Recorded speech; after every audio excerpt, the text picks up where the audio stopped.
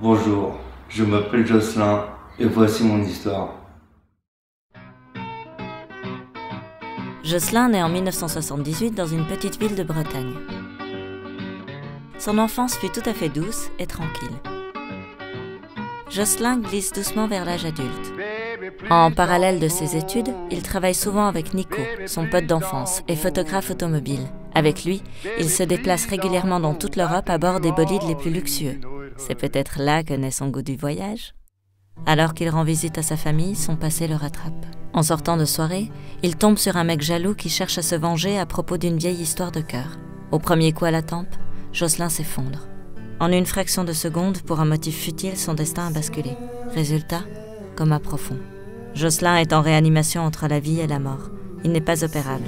Trachéotomisé, sous assistance respiratoire, branché de partout, le corps constellé de capteurs.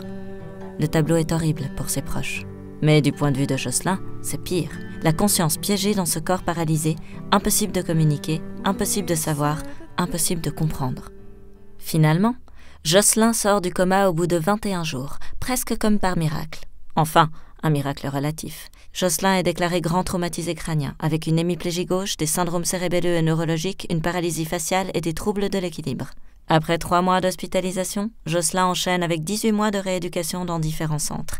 Là, il récupère doucement et reconstruit ce qui peut l'être. C'est une période difficile où Jocelyn doit se confronter à ses incapacités physiques.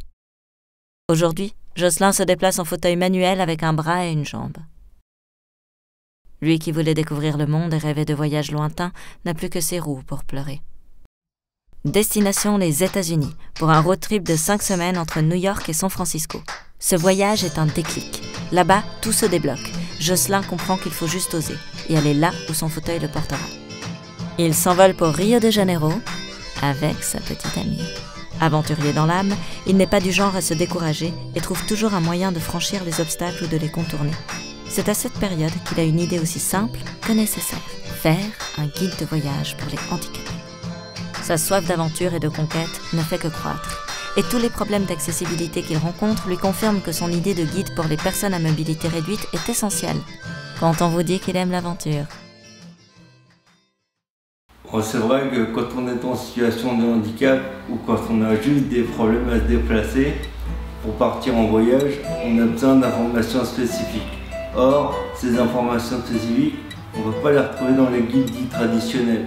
Donc moi, il m'est venu l'idée de créer un guide de voyage pour les personnes qui ont des difficultés à se déplacer. Un guide qui serait sous forme d'une application collaborative et mobile pour les gens qui le sont moins. Maintenant, si vous voulez m'aider à réaliser mon projet, likez et partagez cette vidéo. Merci.